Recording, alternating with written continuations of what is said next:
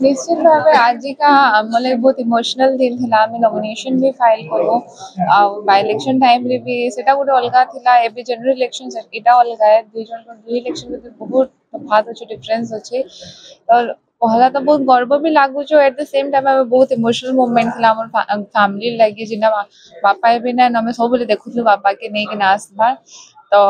एबे जेहेतु लोकंकर आशीर्वाद नहीं कि ना आसी जो माँ बापार आशीर्वाद नहीं कि ना आसे पदमपुर वासी आशीर्वाद रे आमे आज नॉमिनेशन फाइल कलु आ निश्चित भावे विजय हमर का एते विराट बड़ समारोह एते विशाल रैली जन समर्थन तो जदि यादे बापा थिते और देखि देते जन समर्थन झियनकर लागि बेले केते खुशी हेते एक्चुअली से बहुत प्राउड फील करती थे से गोटे प्राउड फादर एबे से देखि थे तांकर झियो एते आके बढ़ी छे आ से जेन तांकर संगठन थिला से संगठन के नै कि ना आके बढ़ी छे